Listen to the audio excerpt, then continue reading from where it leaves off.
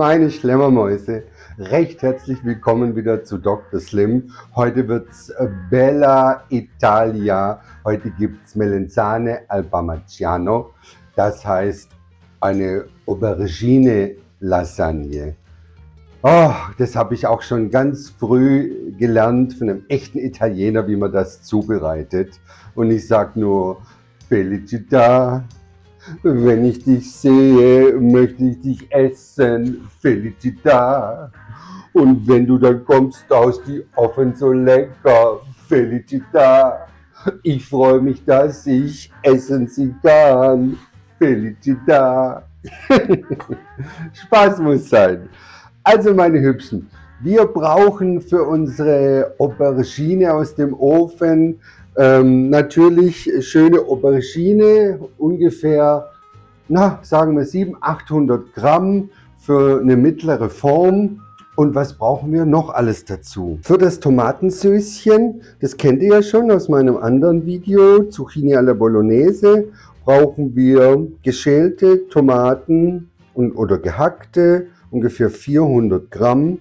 Dann nehmen wir ein Zwiebelchen. Wir nehmen die berühmten Oregano-Blüten. Wir haben frischen Oregano und ich habe hier ein bisschen Stangensellerie zum Würzen. Dann unbedingt brauchen wir das Oro di Parma mit Würzgemüse. Wir machen noch ein Karottchen rein und da ist und etwas Rotwein und schon ist unser Tomatensüßchen fertig.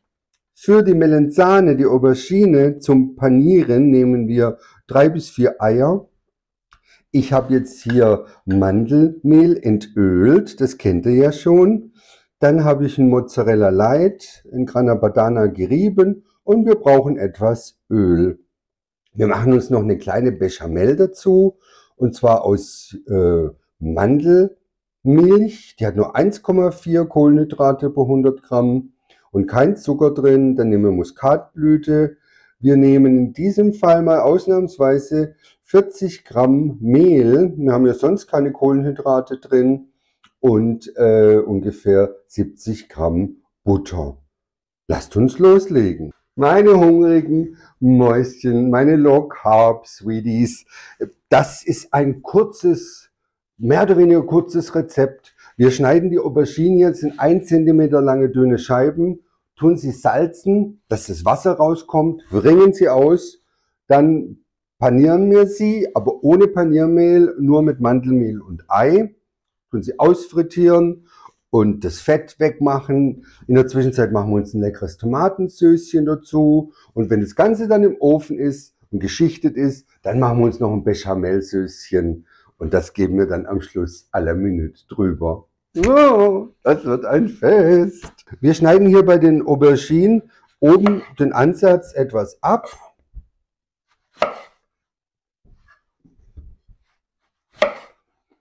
Ganz easy. Und dann tun wir ein bisschen hier, dass wir so eine gerade Fläche rechts und links haben, wegschneiden. Ihr könnt dann jetzt entweder meinen berühmten TNS 3000 nehmen, um die Scheiben ganz gleichmäßig zu machen, oder ein tolles großes Küchenmesser. Ich zeige euch mal kurz beides. Die Maschine ist ein bisschen genauer, aber es geht da nicht hundertprozentig um Genauigkeit. Am Schluss schmeckt das Ganze wie feine Kalbsfleischscheibchen in einer Lasagne. Ihr werdet begeistert sein. Wer es noch nie gegessen hat, es wird euer Lieblingsessen forever. Und es ist Low Carb. Also, los geht's. Wir schneiden ungefähr 1 cm dicke Scheibchen hier so ab. Seht ihr, das ist mir schon ein bisschen dick und ungenau geraten. Deswegen versuchen wir mal auf der Maschine, auf der höchsten Einstellung. Und da fahren wir einfach so drüber. Und seht ihr, da kommt die perfekte Auberginenscheibe raus. Ich kann es von Hand nicht so gut, obwohl ich ja eigentlich geübt bin. Scheiben sind. Es geht rucksdizucks. Da ist jetzt unser Berg. Ich mache ein bisschen mehr. Ich mache 2 Formen, weil ihr wisst ja, ich bekomme ja wieder Besuch und da hat jemand Hunger. Ich habe die Mengenangaben, die ich unten verlinkt habe, in einer kleinen Form für euch gezeigt. Das ist jetzt hier sowas.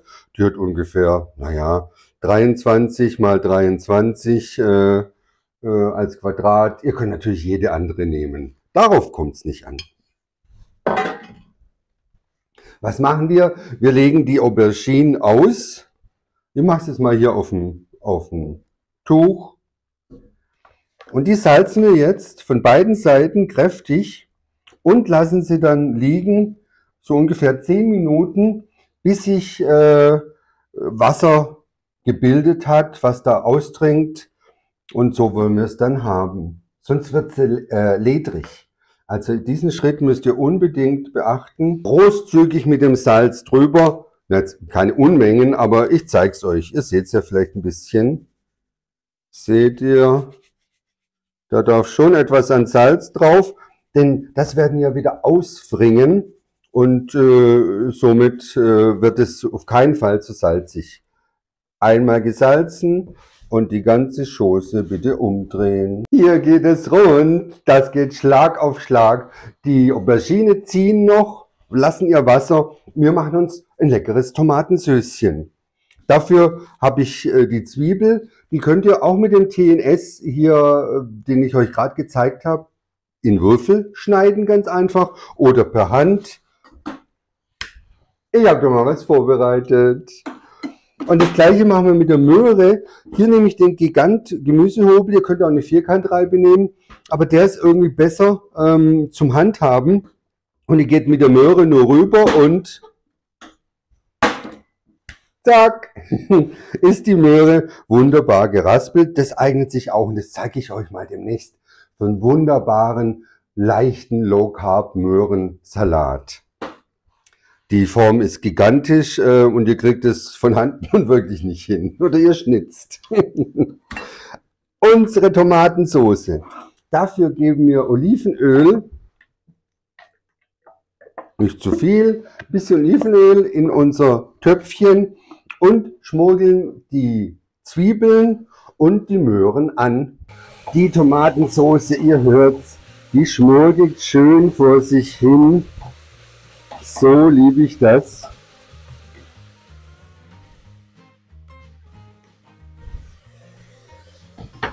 Zu dem Zeitpunkt könnt ihr dann auch gleich das Tomatenmark dazugeben. Ich habe es mal 80 Gramm veranschlagt.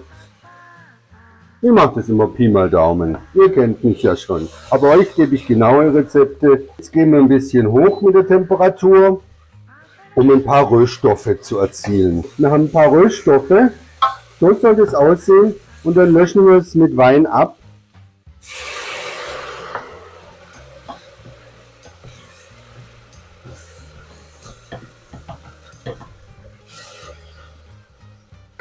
Seht ihr, das löst sich sofort wieder ganz von alleine.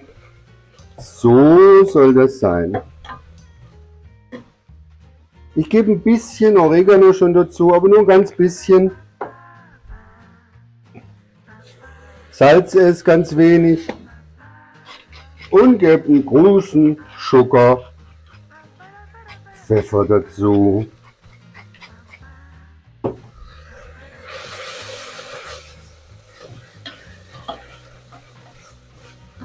Dann geben wir die ganzen Tomatendosen rein.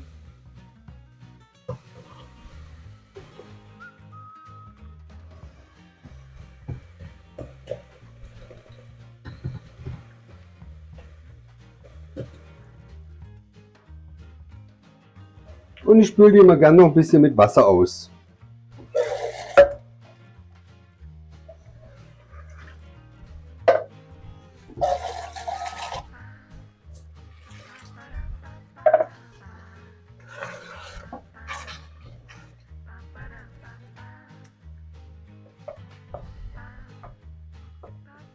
Das Ganze lassen wir jetzt ungefähr eine halbe Stunde vor sich hinschmurgeln. Die Tomatensauce köchelt, die Auberginen ziehen noch. Wir bauen uns unsere kleine Panierstraße. Dazu nehmen wir die 4 Eier und etwas Mandelmehl und geben es in ein Schüsselchen, und wo wir es dann nachher durchziehen können und im heißen Fett ausbacken. Die müssen wir gut verrühren. Zerdrückt da die Eigelbe zuerst, sonst wird es eine lange Geschichte. Ganz homogen.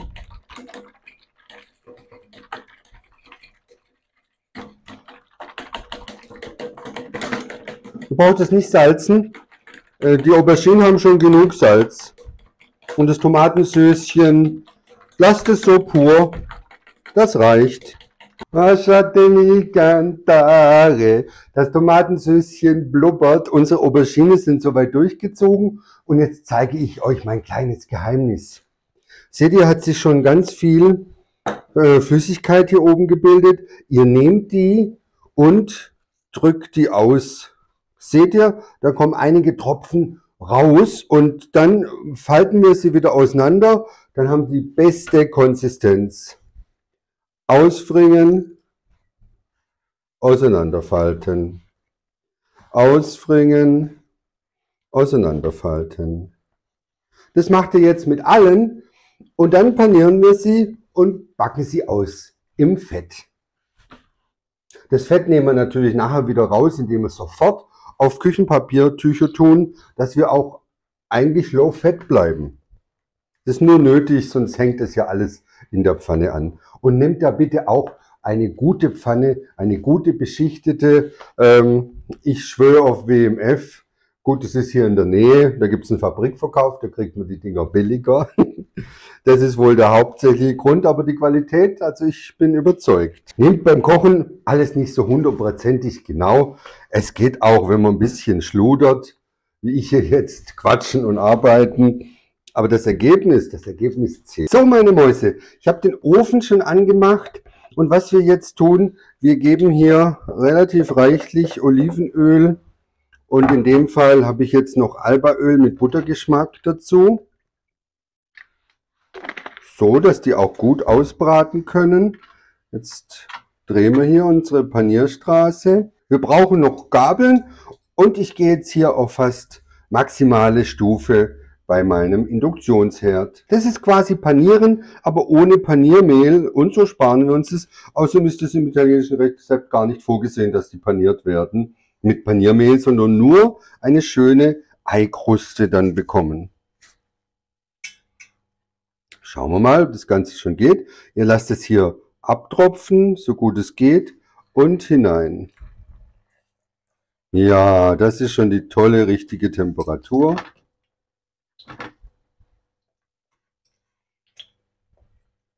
Darf auch nicht zu heiß sein, sonst verbrennt uns das Ei. Und das nächste hinein. Seht ihr, wie die schön schwimmen? Wir melieren uns das ein bisschen. Hinein ins Ei. Und ich mache das immer mit Gabeln, weil dann bleiben meine Hände sauber.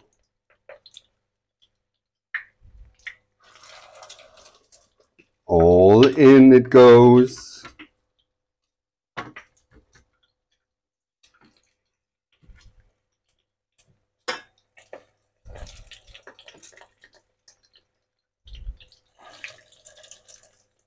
Die erste können wir schon umdrehen. Seht ihr? Da bildet sich eine wunderschöne Schicht. So soll das sein.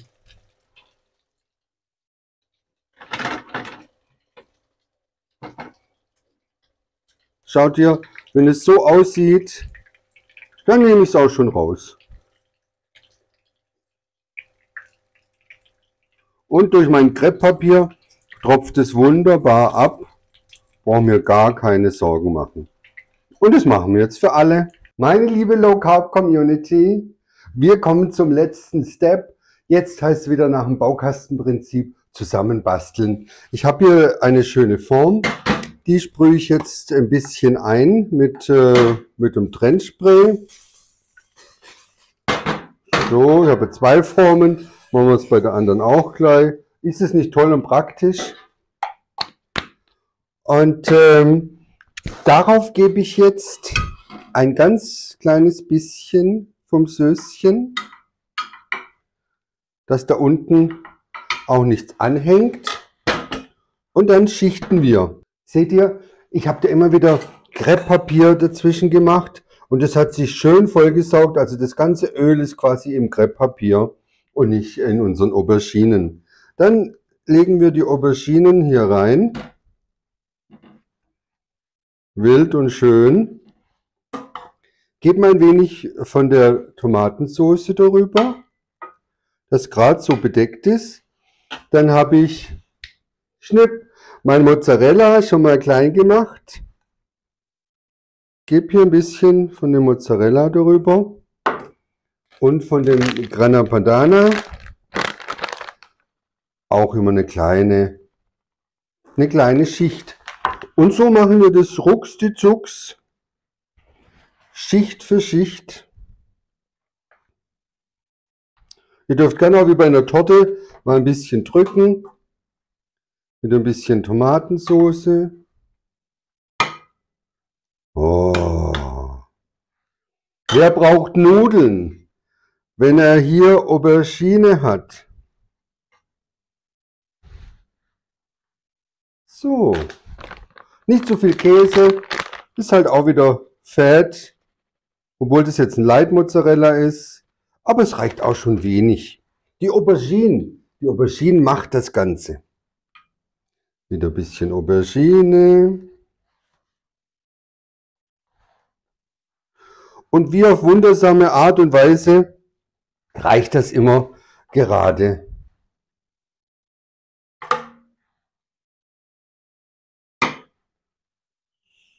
So.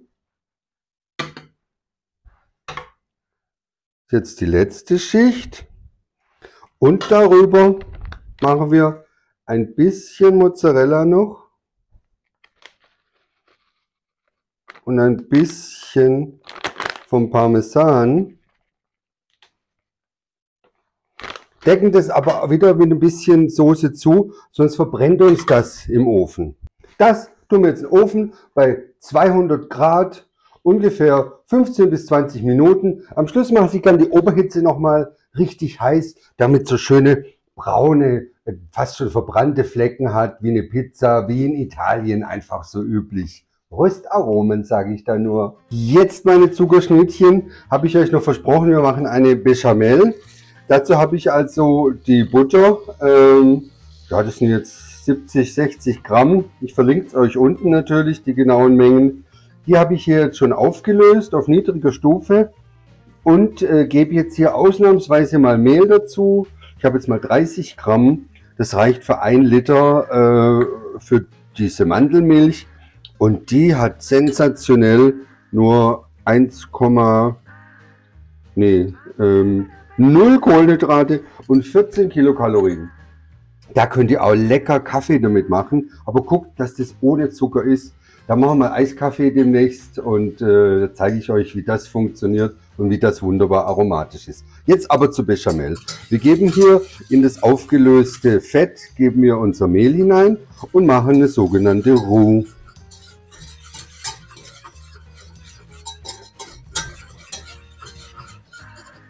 Die lassen wir aufkochen, bis sich Dextrin gebildet hat. Das sieht man dann, das hängt so an und wird weißlich und dann haben wir auch Kanelgeschmack und eine wunderbare Bindung nachher in unserem Süßchen. Ich würze schon mal, und zwar Muskatblüte, nicht zu wenig, etwas Salz und weißen Pfeffer.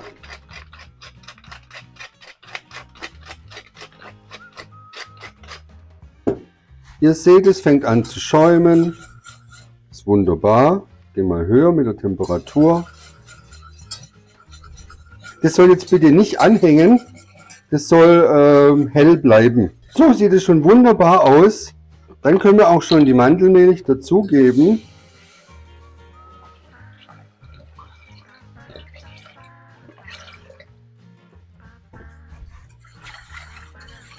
Und lassen das Ganze aufkochen.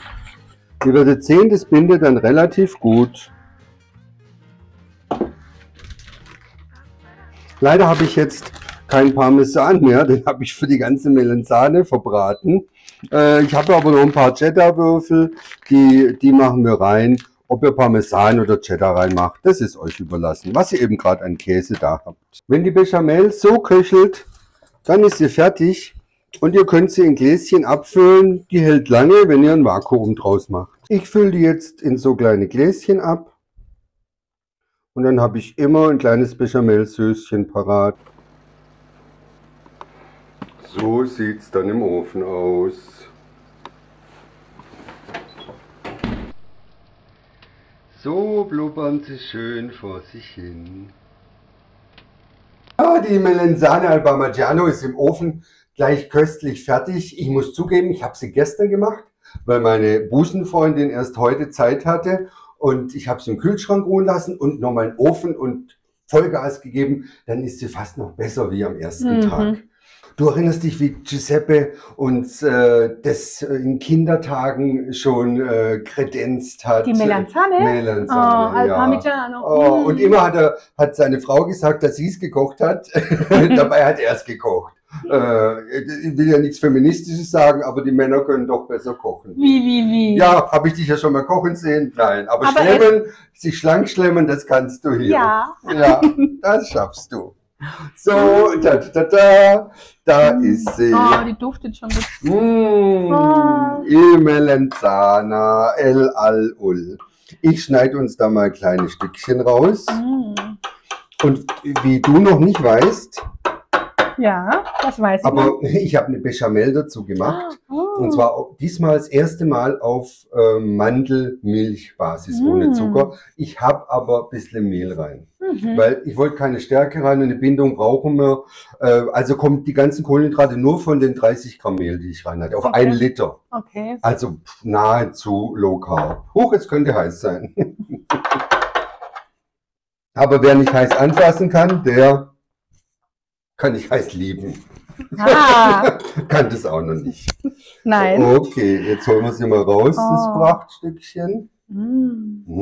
Eigentlich müssten wir mal Giuseppe und Giuseppina hierher einladen. Noch diese Bechamelsoße.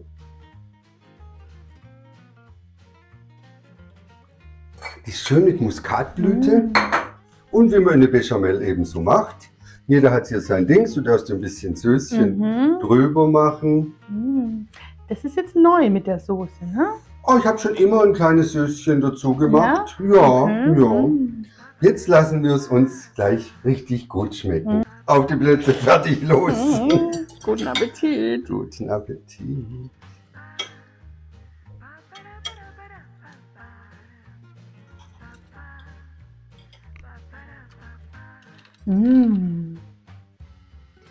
Sensationell. Und zum Panieren der Auberginen habe ich, ihr wisst, was genommen? Mandelmehl? Mandelmehl. Ah, cool. Kein Mehl da, auch mehr drin. Jetzt nur im Söschen, aber wer jetzt Glutenproblem hat, lässt das Söschen da weg oder bindet es mit Stärke. Das ist super.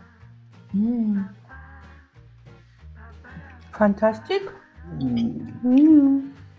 Wie Kalbfleisch, oder? Immer wieder sage ich wie Kalbfleisch. Ich nehme noch eins, trotz Intervallfasten. Aber wie viel Uhr darfst du denn eigentlich wieder essen? Ich esse 15 Stunden nichts. Und dann, je nachdem, wie spät ich ins Bett gehe. Also ab 3 oder 4 nachmittags darf ich schon wieder was essen. Oder da fange ich auch ganz langsam erst an. Mit einem ganz schlichten, mit einem gekochten Ei. Und ein bisschen Spinat, aber das war's dann auch. Low Carb at its best. Also meine Lieben, es ist ein traumhaftes Rezept. Wer es noch nicht ausprobiert hat, bitte nachmachen. Eure Verwandten und Bekannten werden sagen, ihr seid ein begnadeter Koch oder Köchin. Und in Italien ist es auch nicht besser. Nee, alla bella Italia. Also, bis bald und werdet part of the community. Hier unten. Danke. Ciao. Bella, bella Italia. Felicità. Das ist die Melenzane, die ich schon immer mir gewünscht habe. Felicità. Ich habe sie erschaffen mit der Aubergine in die Ofen. Felicità. Und jetzt ist sie auf die YouTube. Felicità. Bella vista, grazie. Ciao ciao, buona vista. Felicità.